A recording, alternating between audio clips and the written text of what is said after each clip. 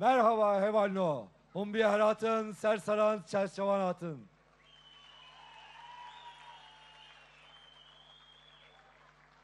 Merhaba Elazığ. Merhaba kadınlar, gençler, arkadaşlarım, yoldaşlarım. Merhaba. Gülten Kışanan, Selahattin Demirtaş'ın memleketi. Merhaba. Onların da size selamlarını getirdim. Şeyh Said'in direngenliğiyle, direnişiyle, Seyit Rıza'nın inancıyla sizleri selamlıyorum. Merhaba. Evet, tarih boyu bu topraklar bize hep bir arada yaşamanın, bir arada olmanın kültürünü verdi. İktidarların tüm zulmüne, tüm saldırısına, tüm yaşamımıza kastetmesine rağmen biz inatla, inançla bir arada durduk, bir arada yaşadık. Bir arada yaşamaya devam edeceğiz. Bugün de bu bir aradalığımızı, bu farklılıklarımızı bize karşı kullanan bir iktidar var. O iktidara inat, yine yan yanayız, yine bir aradayız.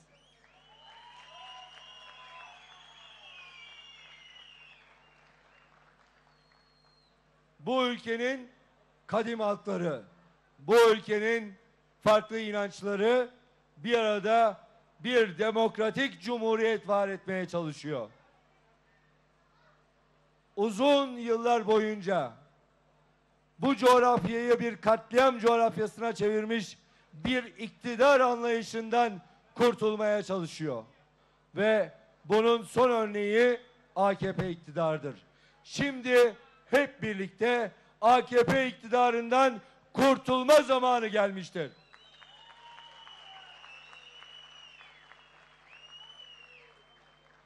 Evet. Herkes kettle aldı mı? Biliyorsunuz suyu en çabuk ısıtmanın yolu kettle'dan geçiyor. Bunların da suyu ısınmaya başladı. 24 Haziran'da bunları gönderiyoruz.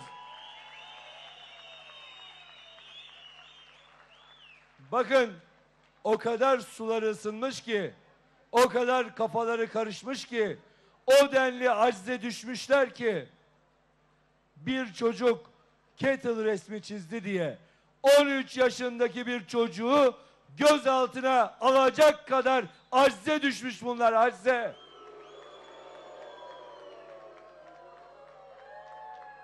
Yahu bir iktidar kettle'dan korkar mı? Su ısıtıyor. Sen çayı evde neyle yapıyorsun? Sen kahveyi neyle içiyorsun? Kettle'dan korkuyorlar. Neden? Selahattin Demirtaş kettle esprisi yapmış.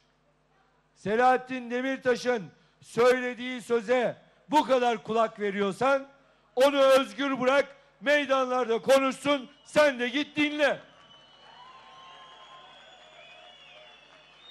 Korkuları büyük, korkuları çok büyük. Çünkü suçları çok büyük. Suçlu oldukları için korkuyorlar.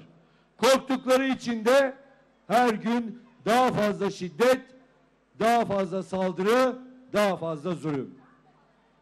Korkacak bir şeyleri olmasa kettle'dan dolayı 13 yaşındaki çocuğu tutuklarlar mı? Gözaltına alırlar mı? İşte bu korku onların karabasanı. Bu korkuya tutsak olmuşlar. Ama korkunun bu gidişe engel olması zor. Şimdi ne vakti? Gitme vakti. Dolayısıyla 24 Haziran'da tüm bunları toplayıp tarihin çöplüğüne, faşizmin çöplüğüne süpürüp atacağız.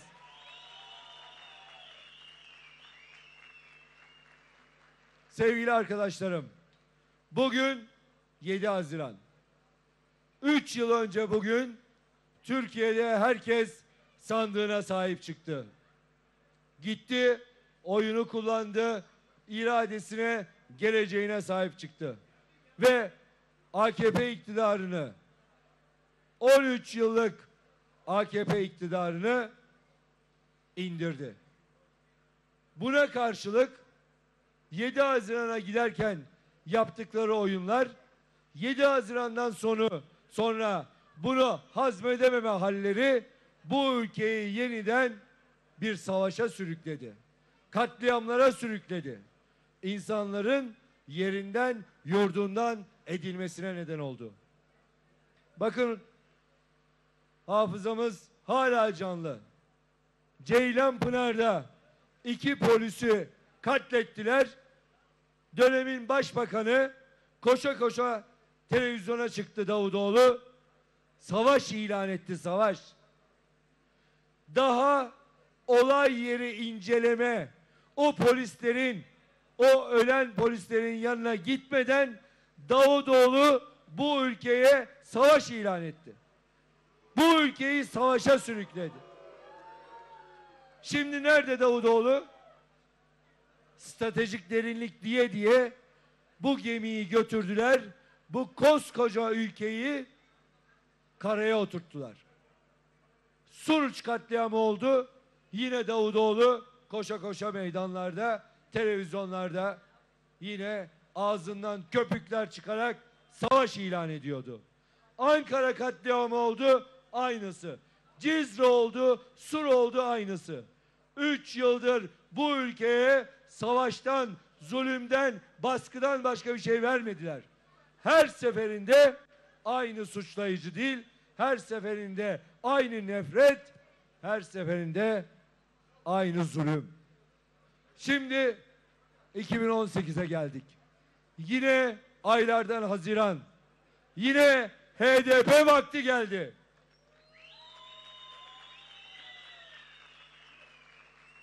Bunları nasıl 7 Haziran'da gönderdiysek o yarım bıraktığımız işi 24 Haziran'da tamamlayacağız.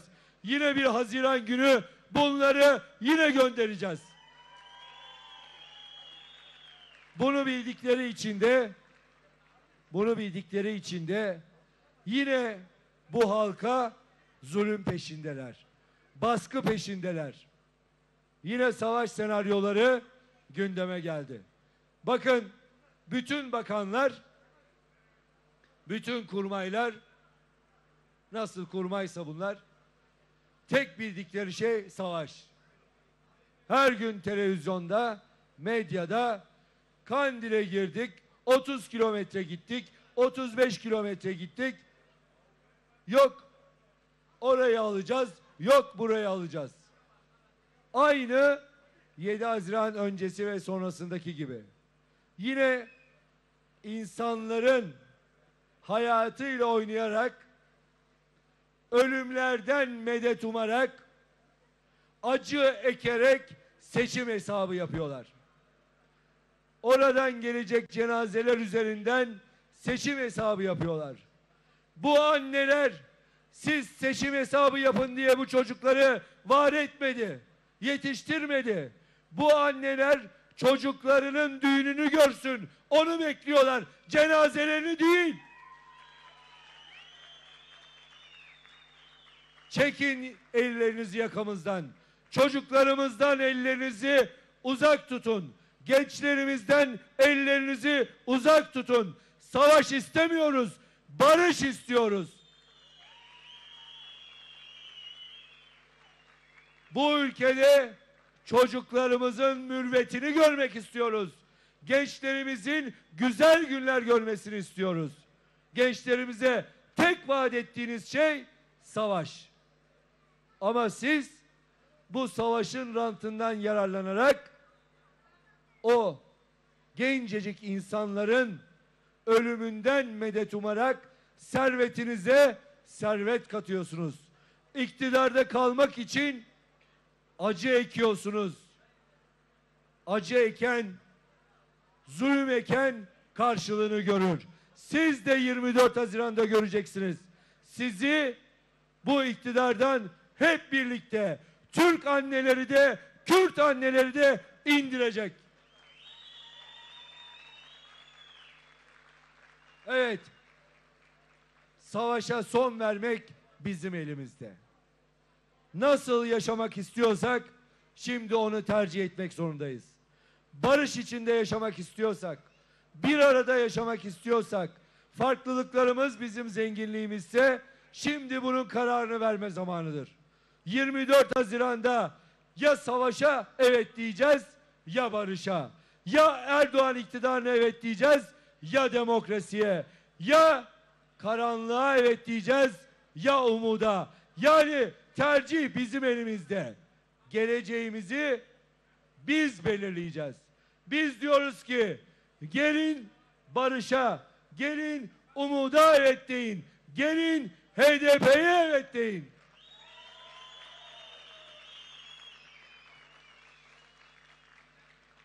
Savaş olduğu sürece hiçbir sorun çözülemez. Savaş olduğu sürece Kürt sorununu çözemezsiniz. Kürt sorununu çözmek istemiyorlar. Tam tersine Kürt sorunundan beslenmek istiyorlar. O yüzden de çıkıyor diyor ki Kürt sorunu yok. Kürt sorunu var. Erdoğan sorunu da var. Hem Erdoğan sorununu hem Kürt sorununu hem de bu ülkenin tüm sorunlarını biz çözeceğiz. Kürt sorunu yok demek çözümsüzlükten beslenmek demek. Neden beslenmek istiyor? Çünkü savaş onlar için bir gelir kapısı, bir rant kapısı, bir siyaset kapısı.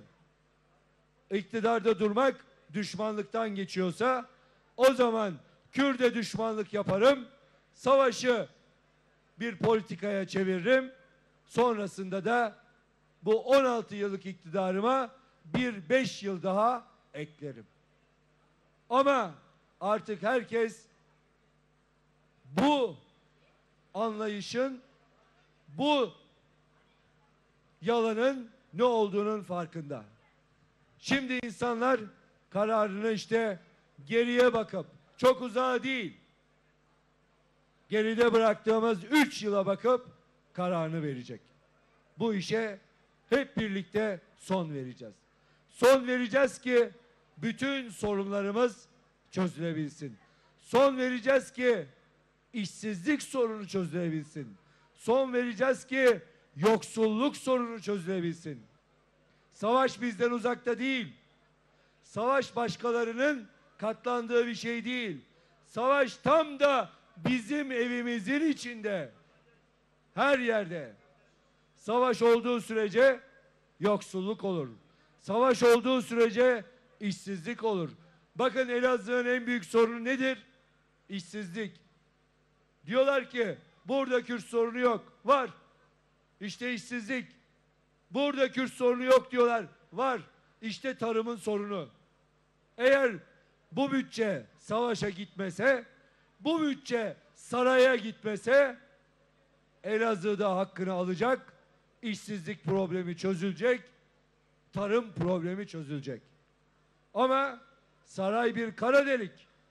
Kimseye bir şey bırakmıyor. Her şeyi çekiyor alıyor. Çekip aldığı için de Elazığ yoksul.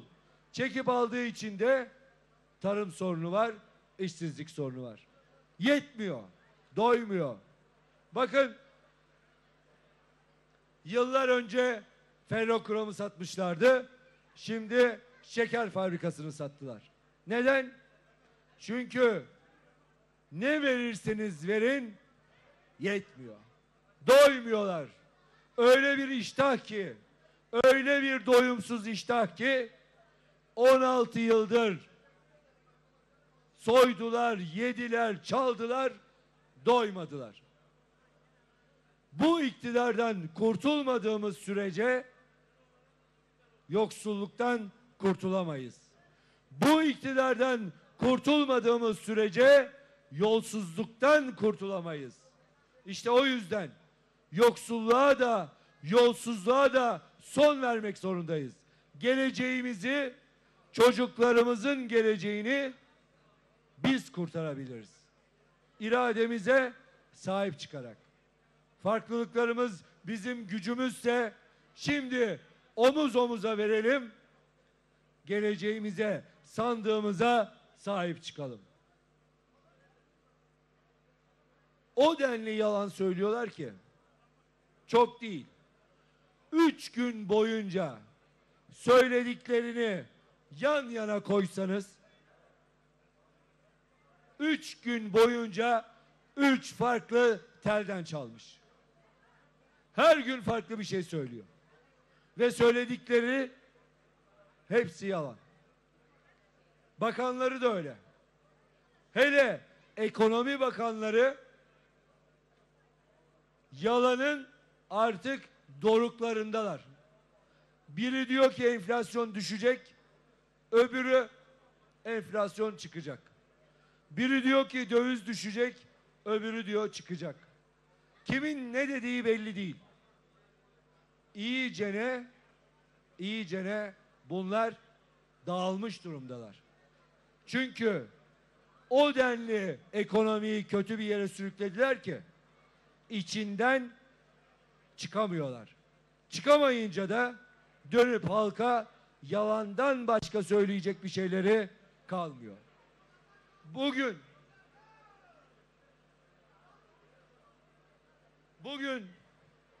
enflasyon demek hayat pahalılığı demek. Bu hayat pahalılığına kim katlanıyor? Emekçiler, işçiler, kadınlar, emekliler. Yoksulluk her evin içine girmiş durumda. Bu hayat pahalılığına nasıl son verebiliriz? Bize ait olanın bize dönmesiyle. Bütçenin bize ait olmasıyla. Oysa bunlar bütçeyi almışlar. Bir grup yandaş müteahhite peşkeş çekerek, onları zengin ederek bizim hakkımızı bizden çalıyorlar. Bütçe hakkı bize aitse biz yönetmeliyiz. İşçiler, çiftçiler, emekliler, esnaf yönetmeli. Kendi hakkına bizzat halk sahip çıkmalı. İşte o zaman sorunlarımızı çözebiliriz. HDP olarak diyoruz ki bugün dünyanın en adaletsiz ülkesi haline gelmişsek bu adaletsizliğe son vermenin yolu gelir dağılımındaki adaletsizliğe son vermenin yolu ekonomide de demokratikleşmeyi sağlamaktan geçiyor. Cumhurbaşkanı adayımız Selahattin Demirtaş'ın demokraside olağanlaşma, demokraside geçiş programı, demokratik anayasa programına eşlik edecek bir ekonomik program hazırladık. Hakça dağıtım programı dedik.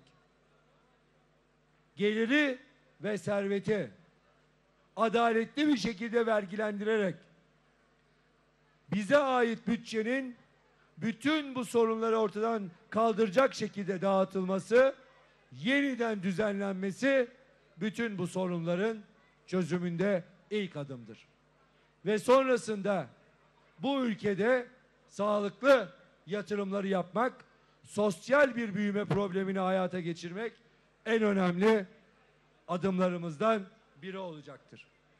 Evet, demokrasi programı bir demokratik anayasa yolu çizerken ifade özgürlüğü, basın özgürlüğü vazgeçemeyeceğimiz adımlarımızdandır. Bir an önce Türkiye'de kuvvetler ayrılığının hayata geçmesi en önemli adımlarımızdandır. İşte bu çerçevede tüm kesimleri, tüm siyasi partileri bir araya gelmeye, demokratik bir anayasa yapmaya çağırıyoruz.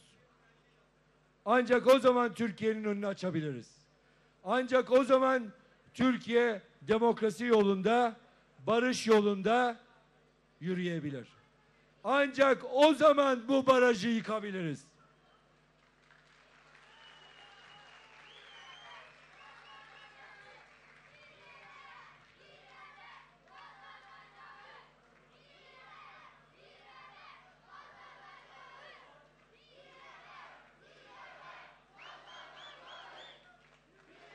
Evet, evet.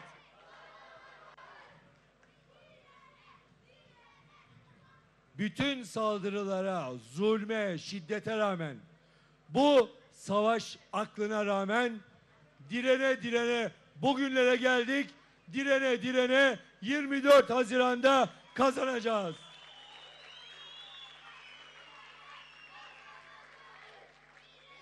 Evet.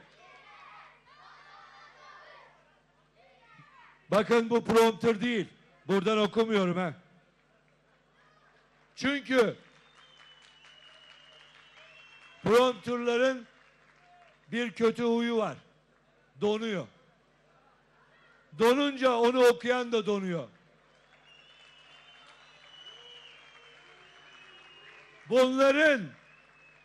Bunların aklı donmuş, aklı. O kadar donmuş ki.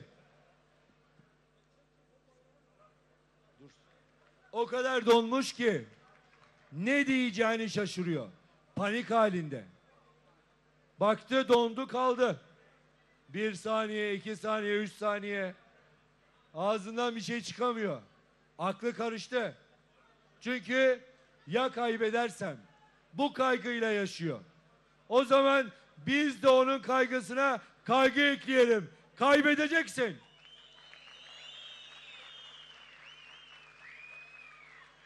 Şimdi seni artık bu Kandil senaryoları da, bu savaş senaryoları da kurtaramayacak. Ve sen 24 Haziran'da bütün prompter cihazlarını da alıp gideceksin.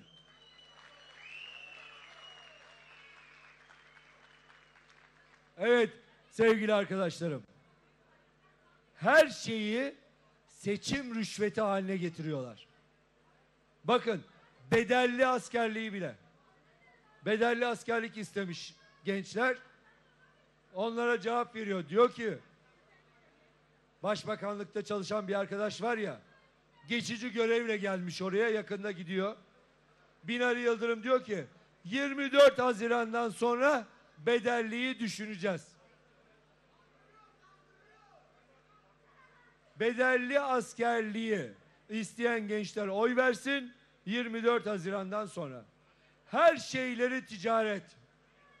O denli ticaret ki halkın siyasi iradesinin de oyunu da ticarete mevzu yapıyor. Bizim oyumuz satılık değil. Hiç kimsenin oyu satılık değil. Bu ülkede bu bedelli askerlik mevzusuna son vereceğiz. Zorunlu askerlik diye bir şey olamaz.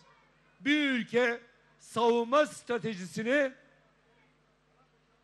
mesleki anlamda belli bir konsepte oturtur, ihtiyacı belirler, savunma amaçlama bir savunma bütçesi ayırır, istihdamını sağlar.